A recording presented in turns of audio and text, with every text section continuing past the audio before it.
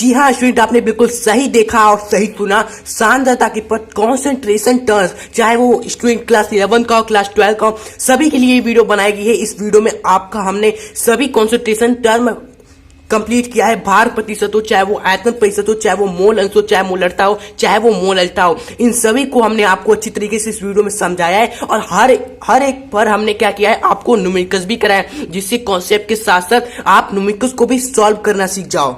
और आपको बता दें, कॉन्सेंट्रेशन पद, सांद्रता के पद बहुत ही महत्वपूर्ण टॉपिक है केमिस्ट्री का। इसे आपको जरूरी आना चाहिए। पूरा केमिस्ट्री में इसका यूज होता है। तो इस वीडियो को पूरा जरूर देखें। सारे कॉन्सेप्ट, सारे न्यूमेरिकल्स कैसे सॉल्व करने हैं वो सभी क्लियर हो जाएगा आज के इस वीडियो में। तो चलिए बिना टाइम वेस्ट करते हुए अपने आज के इस वीडियो को शुरू करते हैं और सांद्रता के पद का कॉन्सेप्ट क्लियर कर लेते हैं।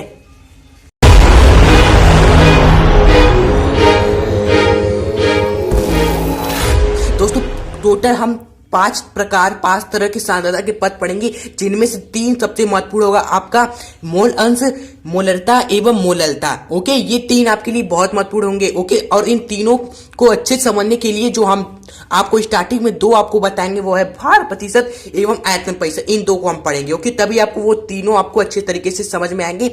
उससे संबंधित न्यूमेरिकल्स को आप सॉल्व कर पाओगे। तो पहला ये देखते हैं क्या है हमारा भार प्रतिशत, जिसको हम क्या बोलते हैं, भार को इंग्लिश में वेट बोलते हैं, इसलिए हम इसको W/W से भी दिखाते हैं। याद रखिए, जहां पर W/W लिखा हुआ है ब्रैकेट में, वहां का मतलब क्या है कि भार प्रतिशत की बात की जाती है। अब भार प्रतिशत होता क्या है, इसे समझते हैं। किसी विलयन के 100 ग्राम में उपस्थित विलेय पदार्थ की मात्रा को ही हम क्या बोलते हैं, भार प्रतिशत क्या बोलते हैं। और दो शब्द यूज हुए हैं, विलयन, विलेय। ये सभी चीजें हम आपको पहले बता देते हैं। ये विलयन, विलेय होता क्या है। देखिए, विलयन क्या होता है, दो या दो से अधिक पदार्थों को जब हम मिलाते हैं तो एक हमारा विलयन तैयार होता है। मम्मी नहीं कहती है कि जल में नींबू मिलाओ, तो जल में आपने क्या मिलाया, नींबू मिलाया, और नींबू और जल का क्या आपने बना दिया, विलयन बना दिया। यानी विलयन कब बनता है दोस्तों, जब हम दो या दो से अधिक दोस्तों पदार्थों को मिक्स करते हैं, एक दूसरे के साथ मिलाते हैं। जैसे मान लीजिए एक पदार्थ हमारा ए है, ये जल है, और दूसरा का पदार्थ हमने ले लिया बी, जो कि हमने क्या ले लिया, मान लीजिए चीनी है। ओके, जल एवं चीनी को हमने मिलाकर क्या बना दिया, एक विलयन बना दिया। तो इस विलयन में हम दो टर्म की बात करते हैं हमेशा। एक हमारा होता है विलय, एक हमारा क्या होता है, विलय, और एक होता है हमारा दोस्तों विलायक, जो कि आपको पूरे अध्याय में यहाँ पर आपको देखने को मिलेगा अभी जो हम पढ़ेंगे। ओके, ये एक होता है हमारा विलायक। अब विलय एवं विलायक में दोस्तों क्या अंतर होता है, दोस्तों सिंपल सा बात है। विलय हमारा वो होगा जो क्या होगा, विलयन में कम होगा, कम मात्रा में होगा, उसे हम विलय बोलेंगे। और विलायक उसे हम कहेंगे जो कि भाई हमारा ज्यादा होगा विलयन में। विलयन में दो चीजें होती हैं, एक विलय, एक विलायक। देखो ना, दो चीजें हम मिला रहे, तो एक हमारा विलय होता है, एक विलायक होता है। तो अब इसकी पहचान हम कैसे करेंगे, देखिए, विलय आपका वो होगा जिसकी दोस्तों विलयन में मात्रा क्या होगी, कम होगी, और विलायक हमारा वो होगा जिसके विलयन में जो मात्रा होगी वह ज्यादा होगी, ज्यादा मात्रा में ये होगा। ओके, तो अगर हमने आपसे पूछा बताओ जल एवं चीनी को जब हम मिलाकर विलयन बनाया, तो इसमें से बताओ विलयक कौन सा है और विलायक कौन सा है। तो आप कहोगे सर विलय हमारा होगा जिसकी मात्रा कम होगी, तो भाई जल एवं चीनी का जब हम मिश्रण बनाएंगे तो उसमें कौन सा हमारा कम होगा, चीनी, क्योंकि भाई जल हम 1 गिलास लेंगे और चीनी तो 2 ही चम्मच डालेंगे, यानी चीनी हमारा क्या होगा, हमारा विलय होगा, इसकी मात्रा हमारी कम होगी। तो यहां पर हमारा चीनी क्या है दोस्तों, विलय हो जाएगा। ओके, तो यहां पर आप सिंपली बता सकते हो विलायक हमारा क्या होगा, जो बच गया है वही हमारा विलायक हो जाएगा, यानी कि जल हमारा हो जाएगा यहां पर विलायक। तो यहां पर आपने विलयन, विलय, विलायक को अच्छी तरह से समझ लिया होगा हमारे हिसाब से। ओके, अब यहां पर भार प्रतिशत क्या है, यहां पर किसी विलयन के, किसी कोई भी विलयन है उसमें उसके 100 ग्राम में उपस्थित विलय पदार्थ की मात्रा को हम क्या बोलते हैं, भार प्रतिशत कहते हैं। जैसे हमने कहा कि 10% चीनी का विलयन, जैसे हमने यहाँ पर चीनी का विलयन बनाया था, जल एवं चीनी का, यहाँ पर 10% चीनी का विलयन का मतलब क्या है, यहाँ पर जो आपने विलयन सर तैयार किया है ना, उसमें 10% क्या है, चीनी है। चीनी हमने बताया ना विलय पदार्थ होता है, यानी कि चीनी की मात्रा क्या है, 10%, यानी कि 10 ग्राम हमारा चीनी है, यहाँ पर 10 ग्राम हमारा चीनी है, और कितने विलयन में, 100 ग्राम विलयन में। इसका मतलब यही होता है। ओके, भार प्रतिशत का मतलब होता है कि कितना आपका विलय पदार्थ है 100 ग्राम विलयन में। तो 10% चीनी का विलयन का मतलब क्या हुआ कि 10 ग्राम आपका चीनी है 100 ग्राम विलयन में। ओके, इसी तरह एक आपका होता है आयतन प्रतिशत, वॉल्यूम अपॉन वॉल्यूम, यानी कि आयतन, आयतन का सिंबल से हम यहाँ पर इस तरह दर्शाते हैं। तो इसका मतलब भी उसी तरह होता है, केवल यहाँ पर क्या होता है, आयतन वाली इकाई को हम यूज करते हैं। इसका मतलब है कि किसी विलयन के 100 ml में, यहाँ पर क्या था हमारा 100 ग्राम, ग्राम में सब चल रहा था भार प्रतिशत में, लेकिन आयतन में सब कुछ मिलीलीटर में चलेगा।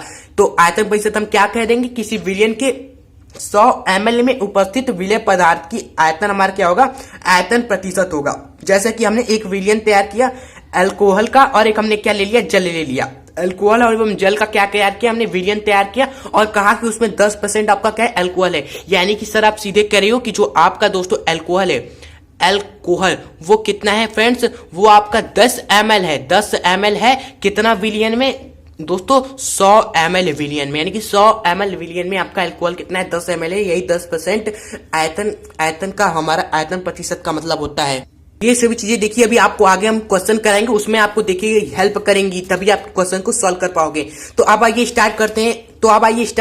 तीसर का, जो कि मोल अंश मोल फ्रैक्शन, जो कि बहुत ही महत्वपूर्ण है। ना सिर्फ आपको यहाँ पर इस अध्याय में बल्कि आगे वाले आने वाले अध्यायों में भी आपको यहाँ पर यूज होगा इसका। तो आइए अच्छे से समझते हैं तब मोल अंश यानी मोल फ्रैक्शन क्या है। ओके, तो 2 या 2 से अधिक पदार्थों के विलयन, भाई विलयन हमारा 2 या 2 से अधिक पदार्थ से ही तैयार होता है। तो जो हमारा विलयन तैयार हुआ है उसमें किसी भी पदार्थ का अगर हमने आपसे पूछा मोल अंश बताइए, तो आप मोल अंश कैसे निकाला जाता है, उस पदार्थ के मोलों की संख्या एवं विलयन में जो जो पदार्थ उपस्थित है उनकी मोलों की संख्या का अनुपात ही होता है हमारा क्या, मोलों की संख्या, मोल अंश जिसे हम बोलते हैं दोस्तों शॉर्ट फॉर्म में। जैसे कि हमने एक विलयन तैयार किया A प्लस बी, एक हमारा A पदार्थ है, एक हमारा B पदार्थ है। A हमने कहा कि A का हमने कितना मोल लिया, 1 मोल लिया। B हमारा कितना है, 2 मोल है। इतना लेकर हमने एक विलयन तैयार कर दिया। हमने आपसे पूछ दिया बताइए A का मोल अंश क्या होगा, A का मोल अंश क्या होगा। तो यहाँ पर मोल अंश कैसे निकालोगे भाई, जिस भी पदार्थ का मोल अंश निकालना है उस पदार्थ के मोलों की संख्या, उस पदार्थ की मोलों की संख्या यानी A है, इसका नंबर्स ऑफ मोल ये हो जाएगा, बटे में क्या कर देना है आपको, विलयन में उपस्थित सभी पदार्थों की मोलों की संख्या का अनुपात ले लेना है। यानी कि विलयन हमारा किससे तैयार हुआ है, A प्लस B से, तो इन दोनों की मोलों की संख्या का अनुपात लेना है, यानी numbers of mole of A plus numbers of mole of B। यही आपका क्या हो जाएगा, मोल अंश हो जाएगा A का। अगर हमने आपसे पूछ दिया B का आपका आप बताइए मोल फ्रैक्शन क्या होगा, B का मोल फ्रैक्शन क्या होगा, तो आप क्या करोगे, नंबर्स ऑफ मोल क्या लोगे, जिस भी पदार्थ का मोल अंश निकालना है उसको ऊपर लिख दोगे, उसकी मोलों की संख्या को, मोलों की संख्या ही लिखना है, ग्राम मत लिख दीजिएगा।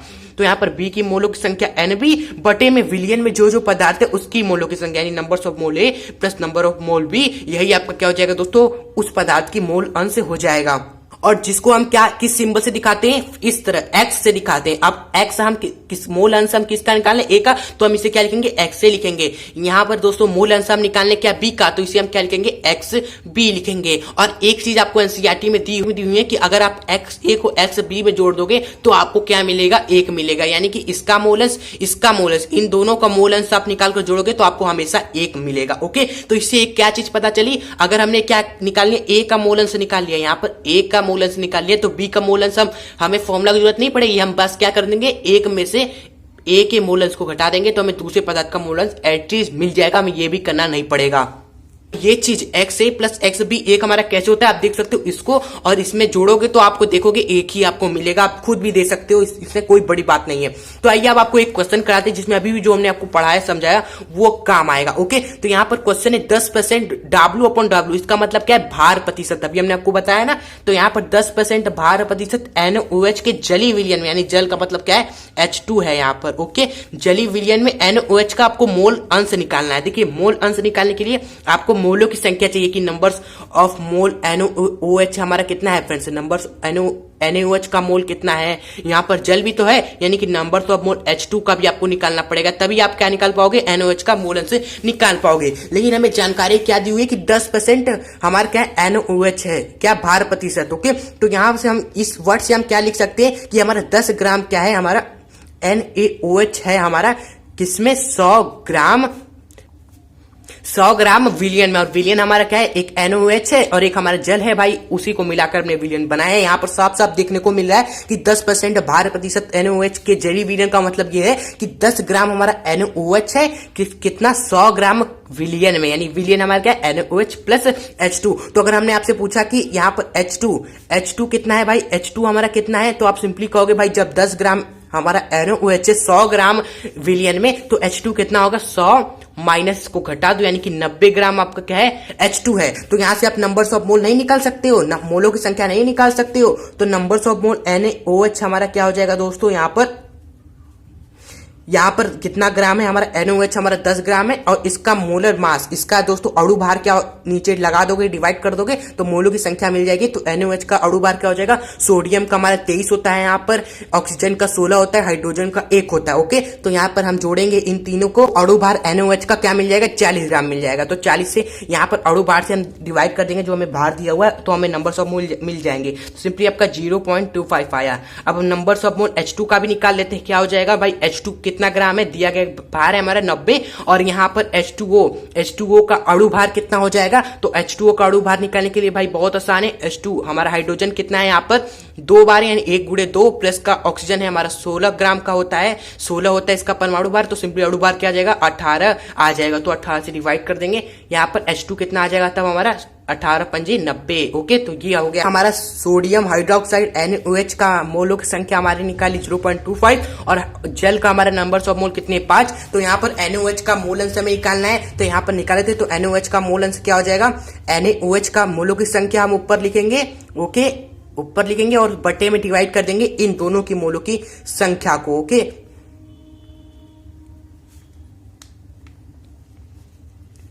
तो NaOH की मोलों की संख्या कितनी है, 0.25 है, बटे में दोनों की मोलों की संख्या को जोड़ देना है, यानी कि इसको जोड़ देंगे तो सिंपली 5.25 आ जाएगा। तो इसको डिवाइड कर देंगे, यहाँ तक 1 अपॉन यहाँ पर 2 आपका आ जाएगा, 1/21 आपका मोल अंश आएगा। ओके, अगर यहीं पर हमने क्वेश्चन में पूछ दिया होता कि यहाँ पर आप बताइए मोलों की मोल अंश निकालिए H2O का, मोल अंश X H2O का निकालिए, तो सिंपली क्या हो जाएगा भाई, हमें पता है इन दोनों की मोलों की इन दोनों का मोल अंश जोड़ेंगे, यानी कि X of NaOH plus, okay, इसको जोड़ेंगे प्लस का X ऑफ दूसर का पदार्थ हमारे के H2, इसको जोड़ेंगे तो हमें 1 मिलता है। ओके, तो यहां से हमने ये तो निकाल लिया है। हमें ये अगर मान लीजिए क्वेश्चन में पूछ दिया होता तो ये आपका क्या निकल कर आता भाई, 1 में से आप घटा दोते X ऑफ NaOH। ओके, तो यहाँ पर वही हम काम करेंगे, हमें दिमाग नहीं लगना, बस 1 में से क्या कर दोगे, इसको घटा दोगे तो आपका दूसरे पदार्थ का मोल अंश आ जाएगा, यानी कि इसको घटाने पर आपका क्या मिलेगा, 20/21। ओके, तो इस तरह मोल अंश के क्वेश्चन को करना है। इससे संबंधित एक और महत्वपूर्ण मेकर्स आपको करा देते हैं, फिर उसके बाद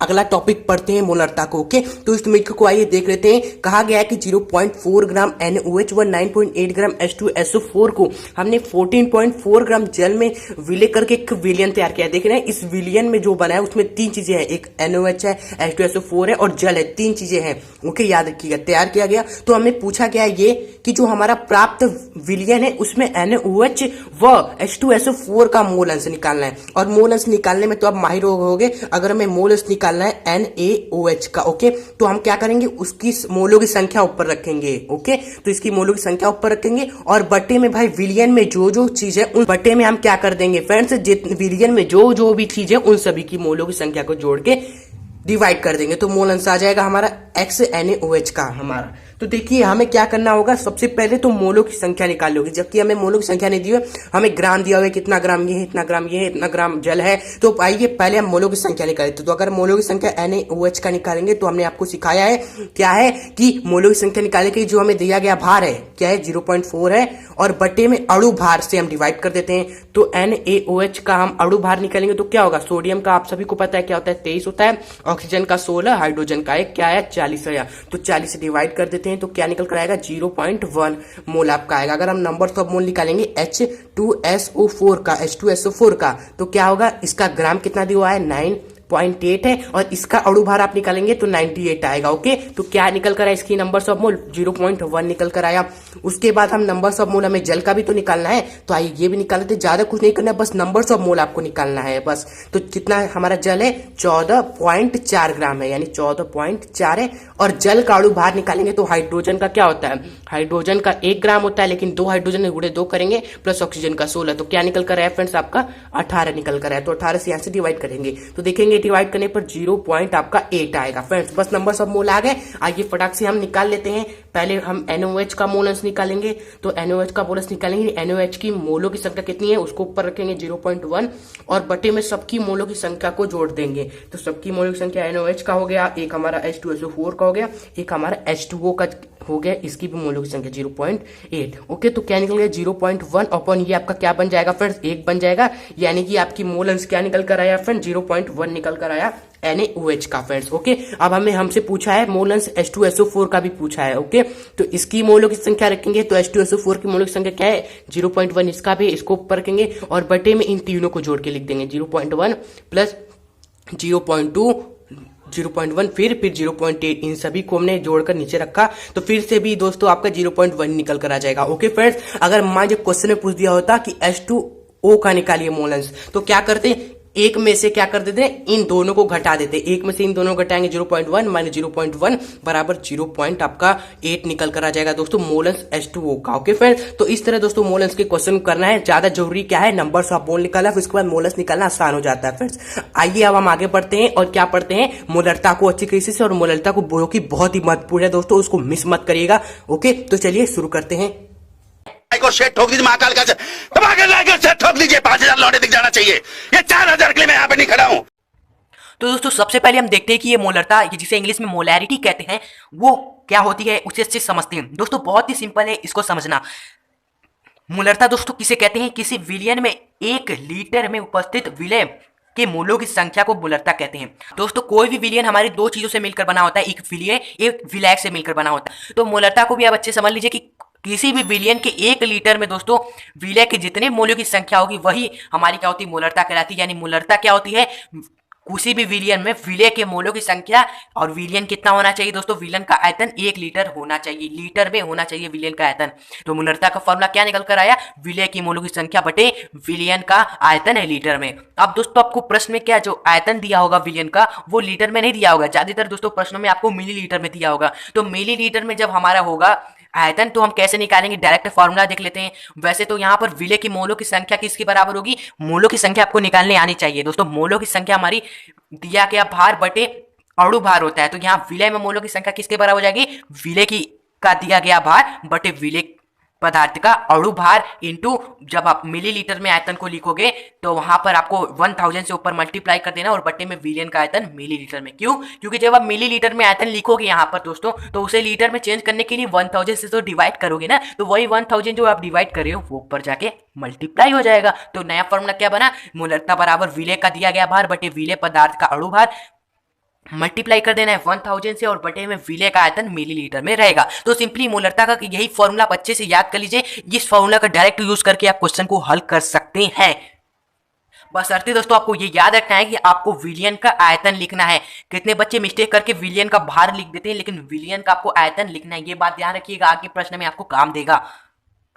से संबंधित ये जो प्रश्न है दोस्तों एनसीईआरटी का ही प्रश्न है, पहले उसे सॉल्व करते हैं, फिर एक प्रश्न करेंगे जो आपके एग्जाम में पूछा गया था। दोस्तों यहाँ पर मोलरता का प्रश्न है आपके सामने कि 4 ग्राम NaOH को जल की पर्याप्त मात्रा में मिलाकर 250 मिलीलीटर विलयन प्राप्त किया जाता है, तो विलयन की मोलरता निकालना है। अब जो जो दिया है पहले वो लिख देना, ये सबसे पहला काम करिएगा क्योंकि उससे आपके समझ लीजिए आधे नंबर पक्के हो जाएंगे। दिया क्या है, 4 ग्राम NaOH यानी कि NaOH का हमारा क्या है दोस्तों, मात्रा दिया हुआ है। कितना मात्रा है दोस्तों, इसका 4 ग्राम है। और याद रखिए NaOH हमारा क्या है, सबसे कम है, तो यही हमारा क्या होगा दोस्तों, विलय होगा। इस तरह भी लिख सकते हैं, विलय NaOH का की मात्रा हमें क्या दी हुई है, 4 ग्राम दी हुई है। और उसके बाद क्या दिया, इसे जल में मिलाया जाता है और मिलाकर विलयन प्राप्त किया जाता है, जिसका आयतन कितना होता है 250 मिलीलीटर, यानी कि जो विलयन है उसका आयतन कितना है दोस्तों, हमारा 250 मिलीलीटर। फिर उसके बाद दोस्तों और हमें कुछ नहीं दिया हुआ है और हम निकाल सकते हैं क्योंकि हमें फॉर्मूला पता है, मोलरता बराबर होता है विलय का दिया गया भार जो कि हमें दिया है यहाँ पर, और बटे में विलय पदार्थ का अणु भार। तो विलय पदार्थ का हमें अणु भार निकालना होगा, यानी विलय पदार्थ क्या है हमारा, NaOH है। तो इसका अणु भार निकालेंगे, सबसे पहले Na का निकालेंगे। Na का क्या होता है दोस्तों, 23 होता है परमाणु द्रव्यमान, ये आपको पता होना चाहिए। और ऑक्सीजन का दोस्तों हमारा क्या होता है, 16 होता है। क्यों 16 होता है, क्योंकि कितने तत्वों का परमाणु भार क्या है हमारा, उसके परमाणु क्रमांक की दुगुना है। तो ऑक्सीजन का परमाणु क्रमांक 8, तो उसका द्रव्यमान क्या है 16 हो जाएगा, 8 का दुगुना। 16 प्लस हाइड्रोजन का 1 होता है पहले नंबर पे, ये तो सभी को पता है, इसको ऐड करेंगे तो 14 निकल कर आएगा। तो ये हमारा क्या है, विलय पदार्थ का अणु भार हो जाएगा 14 ग्राम। उसके बाद हमें क्या निकालना पड़ेगा दोस्तों, मोलरता निकालने के लिए सभी चीजें हो गई। अब फॉर्मूले में से रख दीजिए। मोलरता बराबर हमारा क्या होता है दोस्तों, मोलरता बराबर होता है हमारा यहाँ पर आप देख सकते हैं सूत्र में विलेय का दिया गया भार, विलेय का दिया भार क्या है 4 ग्राम है, बटे विलेय पदार्थ का अणु भार कितना निकाला 40 निकाला, इंटू 1000 अपॉन हमारा क्या है विलियन का आयतन, विलियन का आयतन कितना है 250, इसे रख दीजिए। अब 250 ये हमारा काट देगा 1000 को 4 बार में, 4 से ये इसको काट देगा 10 बार में, क्या निकल कर आएगा दोस्तों 4/10 निकल कर आएगा। 2 से हम काटेंगे 2/5, 5 से जब 2 को भाग करेंगे तो हमारा क्या निकल कर आएगा 0.4 मोल प्रति लीटर। अब दोस्तों ये हमने क्या कैसे लिख दिया मोल लीटर, ये क्या है हमारा मोलरता का मात्रक होता है। आप मात्रक दोस्तों निकाल सकते हो, ऐसा ही मात्रक। दोस्तों आप देख रहे हो विलेय इसके सूत्र से कि सूत्र है हमारा विलेय की मोलों की संख्या, तो मोलों की संख्या का हमारी ऐसा ही मात्रक होता है मोल, और बटे क्या है आयतन, लीटर में तो आयतन का भी, आयतन का हमारा क्या होता है ऐसा ही मात्रक लीटर होता है, तो मोल बटे लीटर हमारा क्या हो जाएगा, इसका क्या हो जाएगा मोलरता का ऐसा ही मात्रक हो जाएगा। तो आई होप आपने इसका आंसर हमारे साथ निकाल लिया होगा। अब आइए दोस्तों एक और प्रश्न करते हैं, थोड़ा अच्छा क्वेश्चन है, ये एग्जाम में आ सकता है आपके एग्जाम में। प्रश्न है कि 360 ग्राम ग्लूकोज को 720 ग्राम जल में घोला गया है और इस प्रकार प्राप्त विलयन की मोलरता ज्ञात कीजिए यदि इसका घनत्व 1.08 ग्राम प्रति सेंटीमीटर क्यूब है। दोस्तों तब इस प्रश्न को कैसे सॉल्व करेंगे दोस्तों, बहुत ही सिंपल है, बस आपको दिमाग लगाना है, जो कुछ दिया है पहले वो लिख दीजिए। आपको दिया क्या है 360 ग्राम ग्लूकोज को 720 ग्राम जल में घोला जाता है। अब 360 ग्राम 720 से कम है, यानी कि ग्लूकोज हमारा क्या है विलेय है, जो कम है वो विलेय है, यानी कि विलेय का मात्रा या विलेय का जो भार हमें दिया है इसमें वो क्या है 360 है। तो यहाँ पर विलेय ग्लूकोज, दोस्तों ये ग्लूकोज का सूत्र होता है, ये आपके एग्जाम में दिया होगा, जो भी तत्व है उसका सूत्र आपको दिया रहता है। ये हमारा हो जाएगा ग्लूकोज की दिया गया भार जो है 360 ग्राम, और उसके बाद हमें दिया है 320 ग्राम जल में घोला जाता है, इस प्रकार विलयन की मोलरता निकालना है। तो दोस्तों यहाँ पर जो 320 ग्राम ग्लूकोज 720 ग्राम जल में मिल रहा है, तो और मिलने के बाद जो विलयन प्राप्त हो रहा है तो उस विलयन का भार कितना होगा दोस्तों, इसको जब आप ऐड करेंगे तो आपका 1080 आएगा 80 ग्राम। अब दोस्तों हमें मोलरता निकालने के लिए क्या इतना काफी है, नहीं, हमें मोलरता निकालने के लिए विलयन का भार नहीं चाहिए होता है। ध्यान दीजिए सूत्र क्या था, विलयन का आयतन था बटे में, तो हमें विलयन का दोस्तों आयतन निकालना पड़ेगा। हमें विलयन का दोस्तों आयतन चाहिए, तो आयतन कैसे निकालेंगे दोस्तों, आयतन कैसे निकालेंगे, यहाँ पर एक बार गौर करिए, ये घनत्व तो आपको किस लिए दिया गया है, आयतन ही तो निकालने के लिए दिया हुआ है। घनत्व का फॉर्मूला क्या आपको नहीं पता, घनत्व तो बराबर होता है हमारा द्रव्यमान बटे आयतन, क्या होता है द्रव्यमान बटे आयतन। तो क्या आपको यहाँ पर द्रव्यमान नहीं दिया है, आपको द्रव्यमान दिया है, आपको घनत्व दिया है, तो क्या यहाँ से आप आयतन नहीं निकाल सकते। घनत्व तो कितना है 1.08 है, बराबर द्रव्यमान हमने कितना निकाला 1080 निकाला, और आयतन तो हमें फाइंड करना है, आयतन मान लीजिए v हमें क्या करना है निकालना है। तो यहाँ से v बराबर क्या हो जाएगा, v बराबर हमारे यहाँ से 1080 अपॉन ये बटे में आ जाएगा, और v हमारा इधर चल जाएगा 1.080। ओके, तो जब इसको आप इससे काट देंगे तो आपका क्या निकल कर आएगा 1000 मिलीलीटर निकल कर आएगा, और यही क्या होगा दोस्तों आपका विलयन का आयतन होगा, यानी आयतन हमने निकाल लिया 1000 मिलीलीटर। की मोलरता निकालने के लिए बस हमें एक चीज और निकालना है, जो हमें ग्लूकोज है हमारा C6H12O6, उसका हमें अणु भार निकालना है।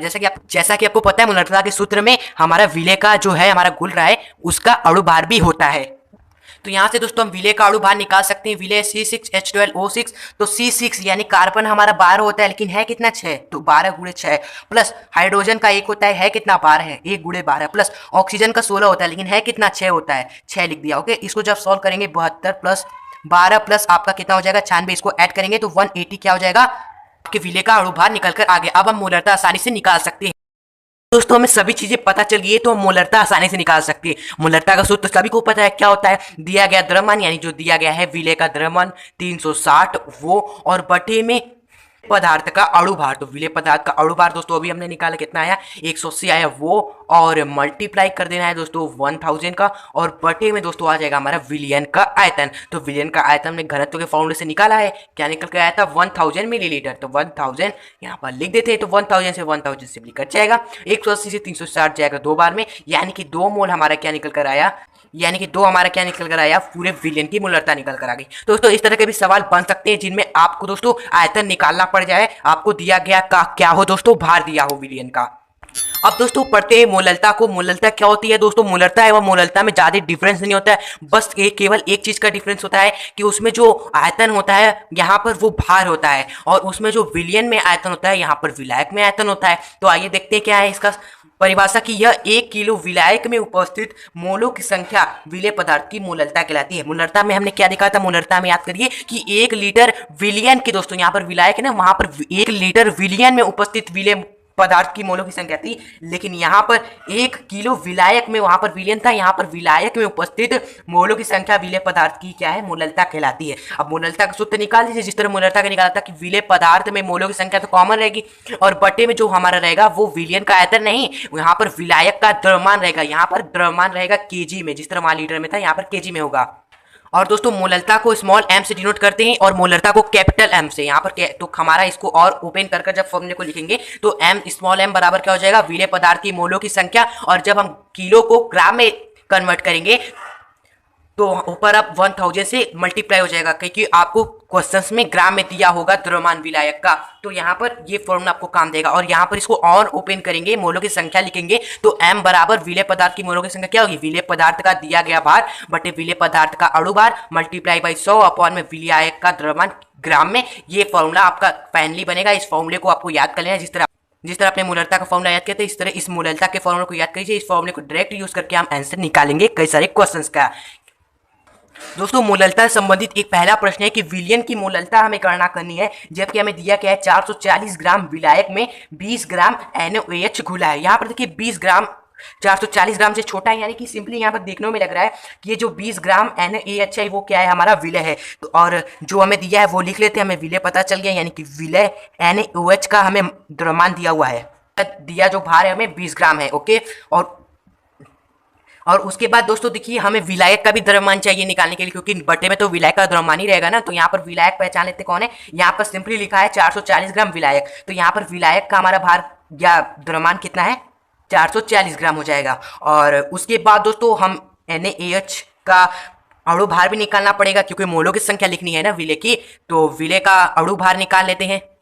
भार हमारा क्या होगा दोस्तों, सिंपली Na का हमारा द्रव्यमान 23 प्लस O का कितना होता है 16 और हाइड्रोजन का 1, इसको ऐड करेंगे तो 40 निकल कर आएगा। ओके, तो ये हो गया विलय का अणु भार। अब उसके बाद दोस्तों सिंपली हम क्या निकाल लेते हैं, मोललता निकाल लेते हैं। मोललता का सूत्र हमें पता ही है, ये हो जाएगा हमारा मोललता का सूत्र जो अभी हमने देखा। बस इसी सूत्र में ये सभी मान रख दीजिए जो अभी हमने निकाला। स्मॉल m बराबर विलय पदार्थ का दिया गया भार कितना है 20 ग्राम है, और विलय पदार्थ का अणु भार हमने निकाला 40 ग्राम है, और इंटू में 1000 और अपॉन में क्या हो जाएगा हमारा विलायक का द्रव्यमान। तो विलायक का द्रव्यमान हमें सिंपली क्वेश्चन में दिया था 440। ओके, बस इसको सॉल्व कर दीजिए, आपका आंसर निकल आएगा। यहाँ पर 2 बार में जाएगा, ये हमारा देखिए 500 बार में जाएगा, तो क्या बचा हमारा 500 बटे 440, 0 से 0 जाएगा, इसको और कट करेंगे तो हमारा 25 बटे 22 आएगा। इसको बस डिवाइड कर दीजिए, आपका आंसर निकल कर आ गया 1.13 लगभग कुछ आएगा विलयन की मोललता। अब चाहे दोस्तों इसका ऐसा ही मात्रक भी होता है, क्या होता है, मोल प्रति किग्रा होता है। ओके, जिस तरह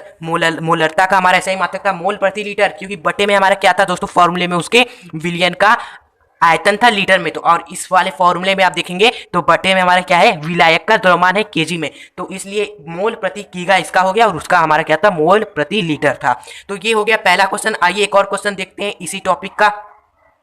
दोस्तों इसी टू एक और क्वेश्चन है, 8 ग्राम NaOH 450 मिलीलीटर विलायक में घुला है, मोललता निकालनी है और हमें दिया है विलायक का घनत्व 2 ग्राम सेंटीमीटर का क्यूब। तो जो जो दिया है वो लिख लेते हैं। ओके, तो हमें दिया क्या है 8 ग्राम NaOH, ये क्या है, सबसे कम द्रव्यमान है इसी का, तो ये क्या है हमारा विलय है, यानी विलय का हमें दिया है भार। ओके, तो लिख देते हैं।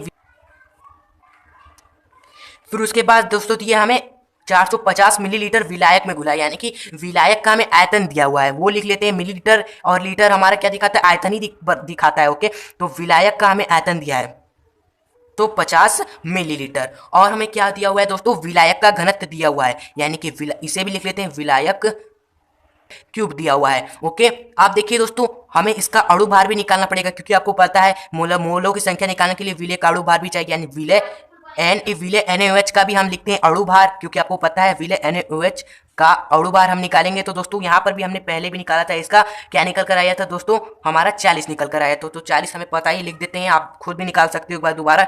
तो ये हमने लिख दिया। अब दोस्तों यहाँ पर देखिए हमें विलायक का आयतन दिया हुआ है और विलायक का घनत्व दिया हुआ है, बल्कि हमें सॉल्व करने के लिए क्वेश्चन हमें क्या चाहिए, विलायक का सॉल्व करने के लिए दोस्तों हमें विलायक का द्रव्यमान चाहिए। तो द्रव्यमान हम निकाल सकते हैं। देखिए दोस्तों डेंसिटी घनत्व का फॉर्मूला क्या होता है, डेंसिटी घनत्व का फॉर्मूला हमारा क्या होता है, द्रव्यमान बटे आयतन होता है। ओके, तो यहाँ पर दोस्तों हमें आयतन घनत्व दिया हुआ है और द्रव्यमान हमें निकालना है और आयतन हमें दिया हुआ है। तो हम यहाँ पर द्रव्यमान बराबर क्या हो जाएगा दोस्तों, यहाँ पे द्रव्यमान का फॉर्मूला क्या हो जाएगा, आयतन गुणे गुणे घनत्व हो जाएगा। ये दोस्तों साइड में हमने फॉर्मूला बताया, ये आपको नहीं लिखना है। तो सिंपली दोस्तों विलायक का द्रव्यमान हमारा किसके बराबर हो जाएगा, जो घनत्व दिया हुआ है इसका घनत्व और इसका जो आयतन दिया हुआ है विलायक का वो उसका गुणन हो जाएगा। ओके, यहाँ पर आप साइड में लिख सकते हैं, क्योंकि दोस्तों हमारा द्रव्यमान बराबर क्या होता है, आयतन V गुणे डेंसिटी डी के। उसे इस तरह आप लिख सकते हो। तो यहाँ पर विलायक का द्रव्यमान क्या हो जाएगा, तो यहाँ पर द्रव्यमान हम निकाल सकते हैं। घनत्व हमें दिया हुआ है कितना है, 2 है, इंटू में आयतन हमें दिया हुआ है, आयतन तो हमने दिया, तो आयतन भी हमें प्रश्न में दिया हुआ है 450 है हमारा, तो इसको मल्टीप्लाई करेंगे तो 900 ग्राम आपका आ जाएगा विलायक का द्रव्यमान। तो बस फॉर्मूला विलायक का, तो मोललता निकालनी है, तो मोललता का फॉर्मूला क्या होता है,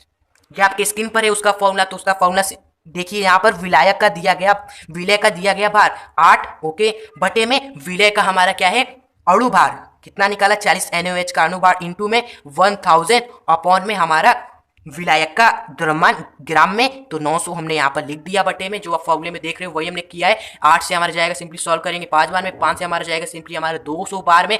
और यहाँ पर आप देखेंगे 200 का 2 जीरो काट देगा, 900 के 2 जीरो के, तो 2/9 आएगा, इसको भाग करेंगे तो 0.11 दोस्तों आपका निकल कर आ जाएगा मोललता। और इसका ऐसा ही मात्रक भी लिख सकते हैं, नहीं लिखेंगे तो पर भी दोस्तों आपका सही रहेगा प्रश्न। ओके, तो यहाँ पर आज की इस वीडियो में हम इतना ही करते हैं। हमने मोललता तक के सारे कॉन्सेंट्रेशन टर्म्स आपको अच्छी तरीके से बता दिए हैं। इस वीडियो को करते अब यहीं पर खत्म। आई होप आपको वीडियो पसंद आई हो, तो वीडियो को अच्छी लगी हो तो वीडियो को लाइक जरूर करिएगा, और चैनल पे हमारे नए हैं तो सब्सक्राइब करके बेल नोटिफिकेशन पर क्लिक करिए, और पे जरूर करें, ताकि ऐसे वीडियोस आपको सबसे पहले और टाइम टू टाइम मिलती रहे हमेशा फ्रेंड्स। और अपने दोस्तों को इस वीडियो को शेयर करना ना भूलें, ताकि वो भी इस वीडियो का फायदा उठाए। वीडियो कैसी लगी कमेंट बॉक्स में जरूर अपना राय दीजिएगा। ओके, तो ऐसी और वीडियोस के लिए सब्सक्राइब और लाइक जरूर करिएगा। चलिए हम मिलेंगे ऐसे नेक्स्ट धमाकेदार वीडियो के साथ, तब तक के लिए जय हिंद, जय भारत, गुड बाय।